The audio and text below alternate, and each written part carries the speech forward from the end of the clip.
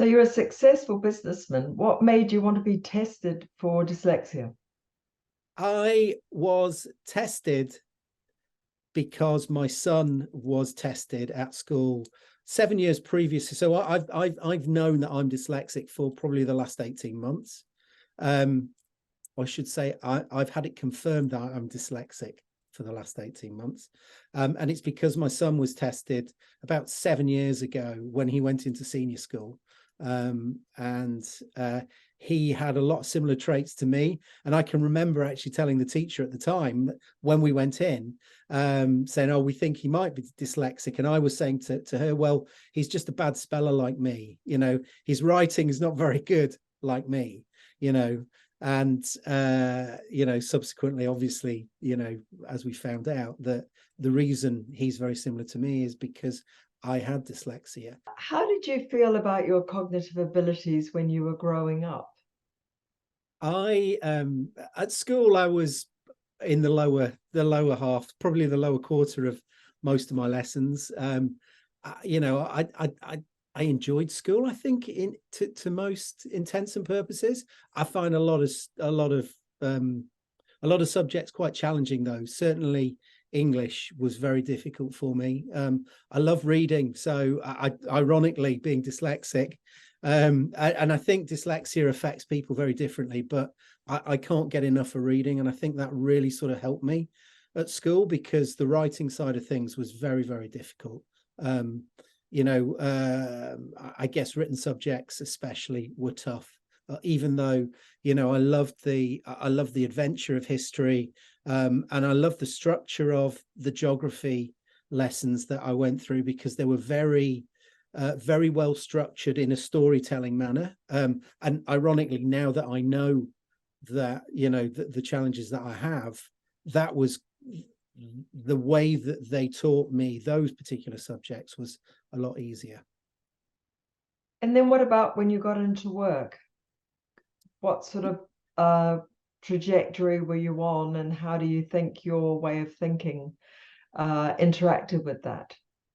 Well, I mean, at school, I'm going to go back a little bit. So at school, it was suggested that I shouldn't go on to higher education. I did, though, go to what was Polytechnic at the time, Bristol Polytechnic, and studied business studies. And I'm so glad I did, because as soon as I got into that particular subject, business studies, marketing and advertising, it just clicked with me. It's just the way that my brain worked, understanding people, understanding emotions, numbers, all sorts of those elements just fell into place. So I found that a lot of fun. So it's probably the first time I actually enjoyed learning. And then I took that into my career. So I work in advertising and marketing. We're in a specialist area, which is sort of app marketing now. I worked at a number of big agencies, London-based agencies, when I was starting out, which was, again, a lot of fun. But I think I found it very difficult, actually. I guess, and I think subsequently understanding about my diagnosis for dyslexia and attention deficit disorder, I understand. I found it difficult when I was put on the spot, or I was told to do stuff that perhaps didn't fit in with the way that my brain worked. So I set my own business up in 2000, and I'm on my second business now, and I found that a lot easier because I'm in control. So I can structure the way that I want to work and the way that our business works. And also, I guess I could avoid the things that I wasn't particularly good at and concentrate on the things that I was. So, I think that control has really sort of helped me. And I genuinely enjoy what I do. I love the industry I'm in, and what I do within that industry. And this more recent test that you did, what did it involve? So it's probably 2 or 3 hours, actually. There was a bit of Q&A to start with. And then there were written tests, phonological tests. I think dyslexics in general have a lot of issues with phonics. I even find it quite difficult actually saying that particular word right now, even though I know the word pretty well. word association, reading, reading comprehension, spelling, all those kind of things that are tested. And I think what I found interested in possibly comparing back to when I was, in my very early teens, when I got tested and it didn't really come to any fruition, was what they do is they determine your level of intelligence, and they determine where you aren't particularly good at, I'm doing this in a very layman's terms, but very good at certain things. And they plot them on scales, and where there's a decent differentiation, it's very clear that there is an issue there, a neurological issue. And that's, I think, the difference now to then is that, in certain things I was very good, in things like comprehension and understanding, and comparing that to where my written ability was, or my ability to repeat and recount information that was read to me during those tests, there was a marked difference, and that, I think, was how they were able to determine that I had dyslexia, and then also attention deficit disorder, which I was not expecting at all when I got tested. So Yes, it was two for the they price just of one. at the same time said to you, yes, you have got dyslexia, and also you call it ADD, do you, rather than ADHD? Yeah, I do, because that's what the psychologist told me. And I think I don't have a lot of the hyperactive traits, although I cannot sit still, I cannot lie in bed. I'm up at, on a weekend, I'm up at 6 and I've, mown the lawn and put the washing out and made breakfast before anybody else stirs, and I can't relax in a day until I have done what in my head I have to do, which I guess is a form of hyperactivity, but it's a very mild form, I believe. But yeah, the test that I did, that, as I say, I was told at the end of that 2.5, 3 hours of work that it was very likely that I had attention deficit disorder as well. And I think in order to get an official in the UK, to get an official certification, it has to be a medical test. So I haven't actually gone through that, primarily because the waiting lists are huge, and there's probably a ton of kids that should have that space to get tested rather than myself. I don't need the piece of paper that confirms it medically, and I would not be taking the medication. I don't need that. So that's why I haven't progressed that. Actually, and in the States, in the US, you don't have to go through a medical diagnosis. The educational psychologist can actually define that officially, and then that child can then get the medication to support them. And how did it make you feel when they told you that you had ADD? It was well, dyslexia and ADD, because I mean, even at that point, even though I'd had that diagnosis in the past, I'd completely forgotten about it. I mean, it wasn't until we'd gone through that, and I went up to tell my mum. She said, "Oh, do you remember when you were kids? We went." I was like, "Oh, yes, we did," but Yeah. So both were well, the dyslexia, I guess it was 50-50, with my son being dyslexic. So, I didn't really know what to expect. And I was expecting to probably come out there just than them saying, no, there's nothing there to really pick up. It was hugely emotional. I mean, more emotional than I anticipated. I mean, I sat in the car afterwards and probably cried for about 20 minutes before I could, physically drive home. It was quite incredible, to be quite honest. Primarily, I think, because you think about everything, what could have been, the explanation of why I do certain things, why there's things that I'm not particularly good at, that I've found embarrassing, that I've been ridiculed for, both in a work context back in the day and also at school, and I think all those emotions sort of well up and came out. But I am so glad I've had it done, because had the diagnosis and understand, because it helps me manage so many other things in my life now and explains it. I think I'm a happier person for it. I suffer a lot. I shouldn't say depression, but I guess I found it very difficult mentally a lot of the time to come to I think forgive myself for the mistakes I made. So I'd beat myself up an awful lot if I couldn't do things as well or as fast, and certainly the speed of me writing reports, or I'd have to take 3-4 times as long as anybody else to do them. So being able to understand why I do that now has just been a real relief. I'm a happier person because of it. I manage my days better because of it. I use technology now. I wouldn't use spell check. I wouldn't use dictation tools, primarily because I should, in my head, I should be able to do what everybody else I work with can do. But I do now. I use those tools as much as I possibly can, and it certainly helps me in many ways now to be able to get my thoughts onto paper quicker. AI is great in terms of starters. I think one of the hardest things for a lot of dyslexics and people with ADHD is actually starting a project, just getting stuff on paper, for instance. And, I say AI is a great way of saying, right, this is what I'm thinking, and then giving the structure to be able then to expand it into, the report or the presentation that I want to do. And what about the response from, your family, your friends and colleagues? How was that? Were you immediately open about it? Yeah, I was, and I think I'm in a very lucky position that the business that I'm in is I'm the founder of that business. So I there was nobody that would give me any crap for being a dyslexic.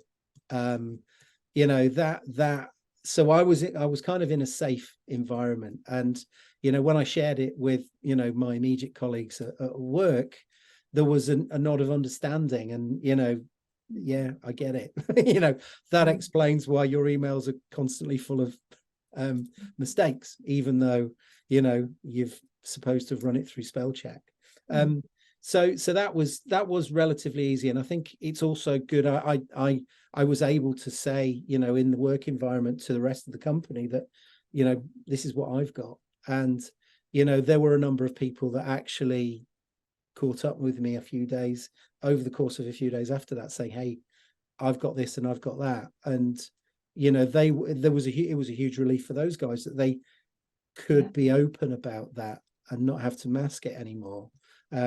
So, it's great. I think, we've always had a very inclusive and very sort of empathetic business. And that's probably empathy is one of the positive traits of dyslexia. So that's something that I've always tried to bring to the business. So it's always been a pretty safe environment, I think, for people. But being able to state what the neurological challenges that I've been diagnosed with in an open environment has helped a lot of other people. I can't tell you how helpful it has been for my peace of mind and primarily my mental health, because I think knowing and understanding the reasons as to why, why I do what I do in the ways that I do it, and criticize. I've been hypercritical of my own abilities, but by, I guess, understanding the reason why has just been a huge weight off me. And I'm a far happier person for it. I think I'm a better person to be around for it as well. I don't snap as much at people around me. Not that I'm a snapper, but I think it's been such a relief for me. I sleep better at night now. I don't think it came as a surprise to my wife, because part of the reason I went to get the diagnosis was she started referring to me and my son as "you dyslexics." Obviously in a nice way, not in a nasty way, but So it was a case of saying, okay, let's find out for good if that is the case. So I mean, she was really supportive. My brother and my extended family, I guess it was like, oh well, that explains a lot. I think my mum and dad, especially my mum, was probably a little bit upset because I think, well, I know, I mean, the conversation we've had is, the if only is like, oh, if we'd have progressed it, then you could have had the support, you could have got that extra time in exams, but do you know what? I'm so happy with the way that my life and my career has gone. I've been very lucky in a lot of ways that, I wouldn't have changed anything. If I had that support back then, I might have taken a slightly different path in life.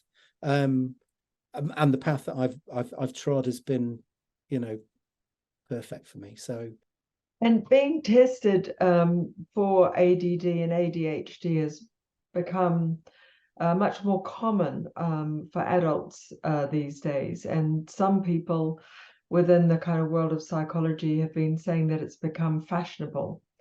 I wonder what your response was to that. yeah, I think there's two points I want to flag about this. One is, I think lockdown, COVID meant people were had to be more introspective and look in themselves, and I think, on the back of that, you did get more, I think, coming out of COVID, more people were then going to get tested because of it. And there's been a lot of news that I think that, there's been celebrities that have come out and, they've got their, when I say come out with their diagnosis. But I think, I mean, if you look in the UK, I think 10% of the population have dyslexia or have been diagnosed with dyslexia. In the States, it's quite closer to 20%. And from an ADHD perspective, it's about 2 to 5% in the UK, and in the States, 5 to 10%. Now, my point is that they are far better and have been for many years more on it in terms of testing. So I think, they are ahead of us in terms of spotting kids and getting them in the system and getting them tested far quicker than we have over here in the UK. We're not different to the States. That differential between, let's say, the dyslexic 10% and 20%, we are the same kind of people. It's the same, I would say, across the globe. And therefore they're far better at finding it. So my answer to those people that say it's fashionable is that we as a country have been far slower than other countries such as the States in finding those individuals that need the help. And it is about needing the help and giving them the help that they so crave. I mean, I've spoken to, because I've been very open about it, and I've posted on LinkedIn, and I've told my friends and friendship groups, and I think a lot of people in the industry that kind of know me now know that I have what I have. I've had a lot of people coming to me to talk about their kids that have just been diagnosed, or even people going to get diagnoses on the back of perhaps not just what I've said, but other stories that are out there. And there is a lot of, I think people come to it from a negative perspective and the worry. The point, though, is that with the challenges come some incredible benefits. The superpowers of ADHD and the superpowers of autism and the superpowers of dyslexia. I mentioned earlier empathy. For me, I'm a very empathetic individual. I can read people, I believe, really well. I see big picture stuff. I see patterns, in not just in numbers, but in the way that people are acting. I can read a room really, really well. And these are skills that I love, that have helped me get to where I want. And I think a lot of individuals that are learning for the first time what they've got, or they're learning that their kids have got, something neurological, is that, immediately there's a worry, and understandably, I had a conversation with a friend last week who was like, his daughter has just been diagnosed with dyslexia, and he was quite distraught, didn't even know where to start. What do I do? How do I approach this? So my daughter's going to have a real challenge at school. And, the first thing I said to him was, congratulations, congratulations, because your daughter has some, and will have some amazing skills that a lot of, normal people will not have. And I think the way that the world is changing with technology, with AI, I think individuals that think differently in a more creative way, that brains work slightly different to the conformity of the way that the world expects us to learn and to deliver the work that we do, it's going to change dramatically. And I think neurodiverse individuals will benefit more, over the coming years as this technology comes to fruition, than perhaps people that have more of a structured, traditional way of learning and the ability to organize, which perhaps us neurodiverse individuals aren't particularly as good at. Thanks very much, Mick. That was fantastic.